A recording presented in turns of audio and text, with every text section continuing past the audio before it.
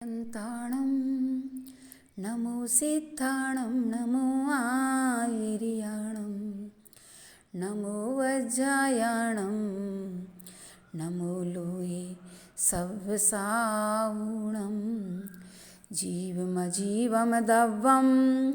जिणवरवसेण जैणनिदिष्ठं देविन्दविन्दवन्दं वन्दे तं सव्यदा सिरसा। पंच परमेष्टि भगवान की जय। आचार्य गुरुवर श्री विद्यासागर जी महामुनि महाराज की जय। कल नयों के बारे में जानकारी दी थी। अब हम थोड़ा सा एक छंद आगे पहले लेते हैं, गाथा छंद, और उसके साथ में हम आपको थोड़ी सी एक व्यवस्था या विशेषता बताने जा रहे हैं कि जब भी हम कोई ग्रंथ पढ़ें तो आचार्य भगवंत कहते हैं कि कम से कम ग्रंथ पढ़ने वाले के लिए इन 5 चीज़ों का ज्ञान हमेशा होना चाहिए। जब भी हम व्याख्यान करें या शास्त्र स्वाध्याय करें तो इन 5 चीज़ों का ज्ञान कौन कौन सा? शब्द, नय, मत, आगम और भावार्थ, जिसे हम कहते हैं शब्दार्थ, नयार्थ, मतार्थ, आगमार्थ और भावार्थ। इन 5 चीज़ों का ज्ञान हमेशा होना चाहिए। अब थोड़ी सी हम जानकारी कर लें। शब्दार्थ किसे कहते हैं? शब्दार्थ का अर्थ होता है कि शब्द जो कहे जा रहे हैं उनका मूल में अर्थ क्या है, क्योंकि कई बार एक शब्द के भी कई अर्थ होते हैं। जैसे मान लो हमने कहा अज। अब अज का अर्थ बकरा भी होता है और अज का अर्थ पुराना जौ भी होता है। दोनों ही एक ही शब्द के 2 अर्थ निकल रहे। गो शब्द के 11 अर्थ निकलते हैं। ऐसे शब्दों के अनेक अर्थ हैं। तो हमें व्याकरण से इतना ज्ञान होना चाहिए कि किस प्रसंग में कौन सा शब्द यहाँ पर लिया जा रहा है। जैसे कि जब हवन की बात आई तो उन्होंने कहा कि अज से हवन करना चाहिए। अब अज का अर्थ क्या निकाला? जबकि अज का अर्थ था पुराना जो उगने में समर्थ नहीं, ना जा इति अजा, कि जो उगने में समर्थ नहीं है, ऐसे पुराने जौ से हवन करना चाहिए, जब से हवन करना चाहिए। अब मूढ़ बुद्धि वाले थे, उन्होंने निकाल लिया कि अज का अर्थ तो बकरा होता है। तो ये गलत प्रसंग। कहाँ किसका अर्थ कैसा निकालना, ये जानना चाहिए। जैसे सेंधवम आने, सेंधव को लाओ। अब सेंधव का अर्थ नमक भी होता है और सेंधव का अर्थ सिंधु देश का घोड़ा भी होता है। अब मान लो भोजन के समय हम कह रहे सेंधवम आने, तो उस समय हम कह रहे नमक लाओ। और मान लो राजा सज धज कर खड़ा हुआ है, कहीं जाने को तैयार है और कह दिया कि सेंधवम आना है, तो उस समय क्या लाना है? घोड़े को लाना है। तो कहने का मतलब है शब्दार्थ, यानी शब्दों का ज्ञान हमें होना चाहिए, यानी व्याकरण हमें आना चाहिए। संस्कृत के व्याकरण में तो अपूर्व नए नए शब्द हैं, एक एक, और किस तरीके से प्रत्यय लगा करके शब्द बन जाया करते हैं। ऐसे शब्दार्थ का ज्ञान होना चाहिए। नयार्थ, नयों का ज्ञान होना चाहिए, जो कल हमने आपको बताया। निश्चय नय, व्यवहार नय, शुद्ध नय, अशुद्ध नय, उपचरित नय, अनुपचरित नय, इन नयों को भी हमें जानना चाहिए। जब तक इन नयों को नहीं समझेंगे तब तक हम वस्तु को समझने में समर्थ नहीं हैं। देखो, सारे लोगों ने, बौद्ध, वैशेषिक, शांख आदि ने प्रमाण तो माना है लेकिन नय को नहीं माना। लेकिन एक जैन धर्म एक ऐसा धर्म है, जैन दर्शन एक ऐसा दर्शन है जिसने प्रमाण के साथ में नय को भी स्वीकार किया है, क्योंकि प्रमाण के गर्भ से ही नयों की उत्पत्ति होती है। इसलिए आचार्य भगवंत ने नय को स्वीकार किया।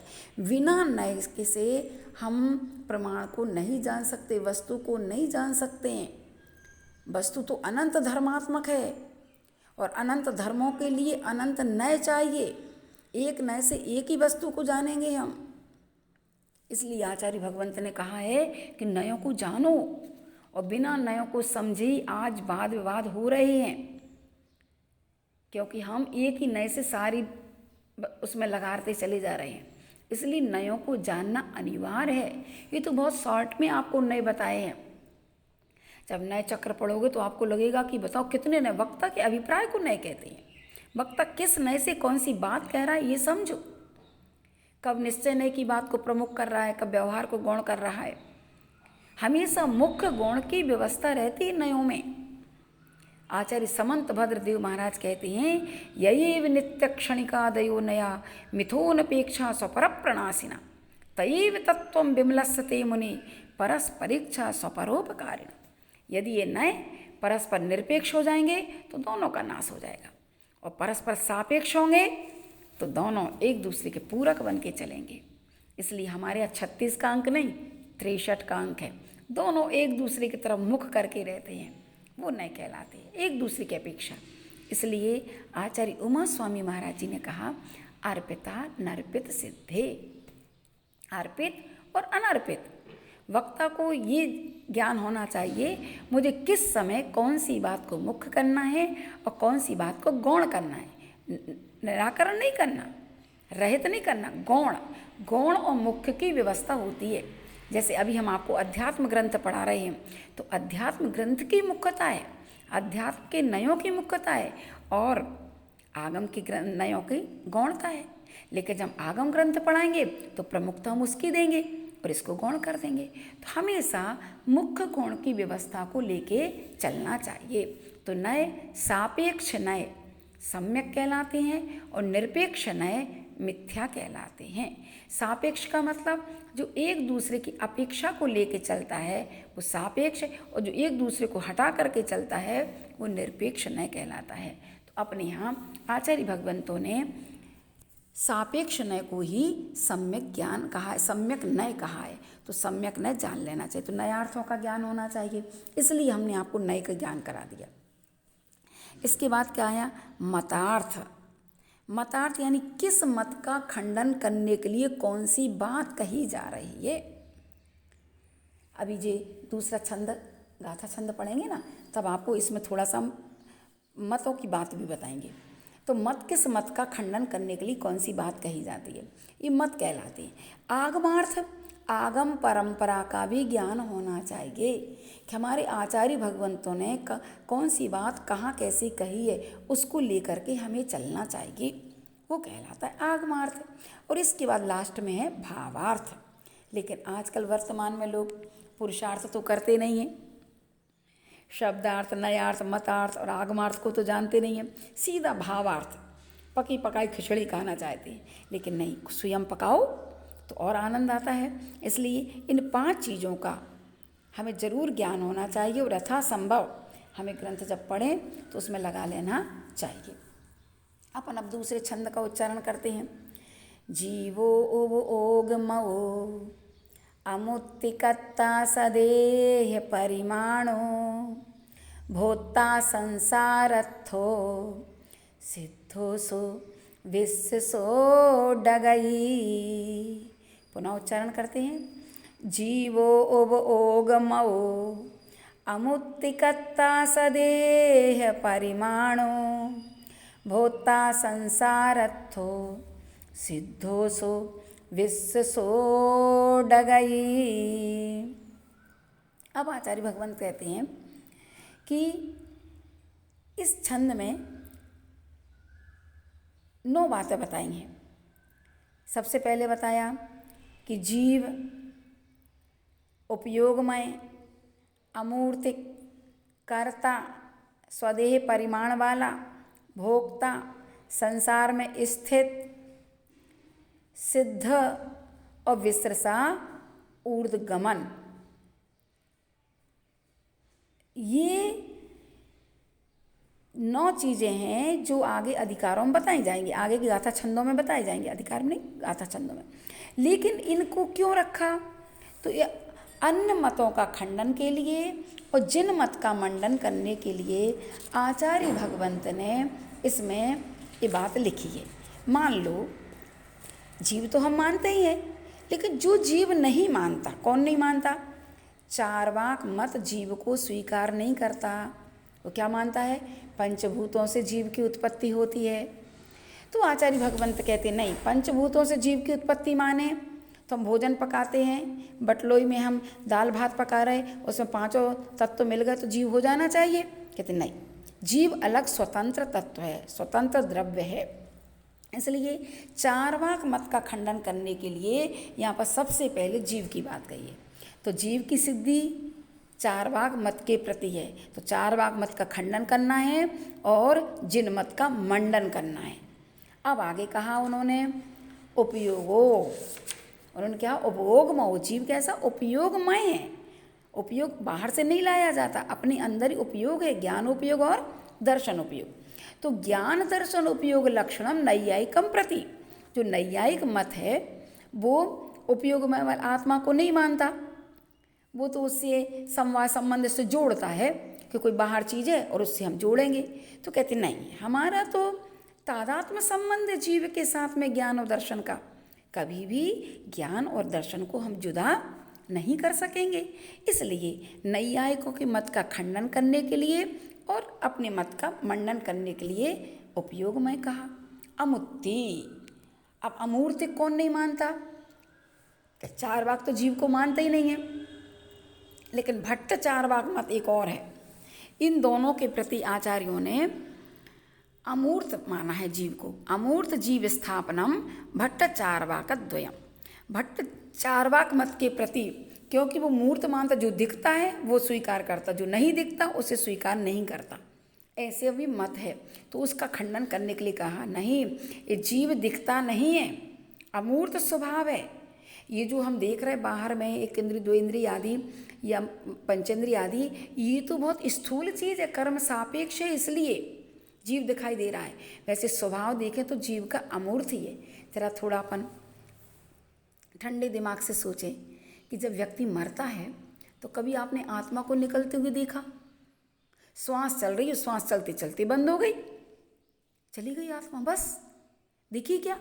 जबकि उस आत्मा के साथ में अनंत पुद्गल परमाणु चिपके हुए हैं कर्म रूप में, तो भी दिखाई नहीं देते, क्योंकि वे परमाणु भी सूक्ष्म है और आत्मा तो अमूर्त है। जब इतनी पुद्गल परमाणु के साथ वाली अशुद्ध आत्मा भी दिखाई नहीं दे रही, तो शुद्ध आत्मा कहाँ दिखाई देगी? इसलिए अमूर्त है जीव का स्वभाव, अमूर्त रस रूप गंध से परे है, वो जीव है। अब आगे आचार्य भगवंत कहते हैं कर्म कर्ता, कर्ता कर्तापना है ना, कत्ता, तो कत्ता कर्ता किसके प्रति कहा है? तो कर्म कर्तृत्व की स्थापना सांख्यम प्रति। सांख्य क्या करता है? भोक्ता तो मानता है लेकिन कर्ता नहीं मानता। अरे करोगे नहीं तो भोगोगे कैसे? जो करता है वही भोगता है, जीव करता है तो जीव ही भोगता है। तो वो नहीं मानता, वो प्रकृति पुरुष को अलग अलग मान करके कहते प्रकृति करती है लेकिन पुरुष यानी आत्मा तो भोगता है, ऐसा मानते हैं वो। इसलिए उसका खंडन करने के लिए आचार्य भगवंत ने कर्ता शब्द दिया। और आगे क्रम से छंदों में इन्हीं बातों को समझाएंगे। अब उन्होंने कहा स्वदेह परिमाण, तो स्वदेह प्रमिति स्थापनम नैयायिक मीमांसक सांख्य त्रयम। नैयायिक भी नहीं मानता स्वदेह प्रमाण, मीमांसक भी नहीं मानता और सांख्य भी नहीं मानता। वो तो कहते जैसे एक तरफ बल्ब जल गया, पूरे कमरे में प्रकाश है, ऐसे ही ऊपर एक बल्ब जैसी आत्मा है और वो पूरे में प्रकाश कर रही है। लेकिन अपने यहाँ तो सर्वांग में आत्मा है, प्रत्येक शरीर के प्रदेशों में आत्मा व्याप्त है।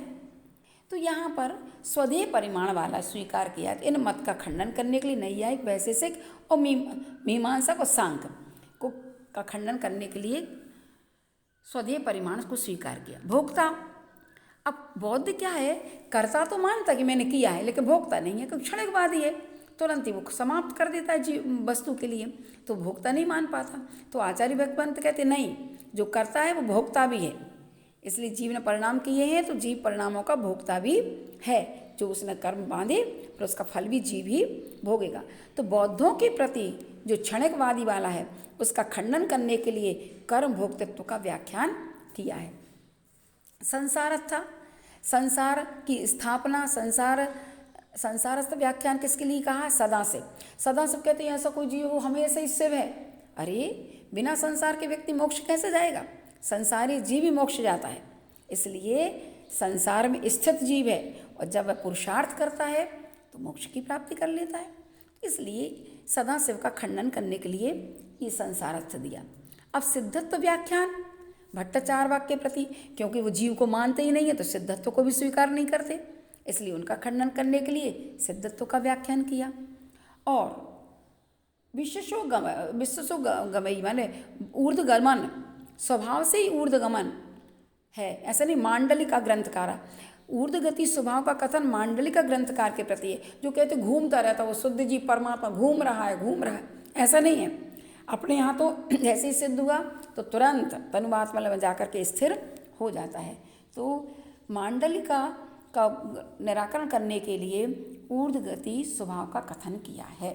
आज इतना ही रखें, कल थोड़ा इसका आगे और व्याख्यान करेंगे, इसलिए आपका समय भी हो गया है। इतना ही रखें। बोलो आचार्य गुरुवर्षि विद्यासागर जी महामुनि महाराज की जय।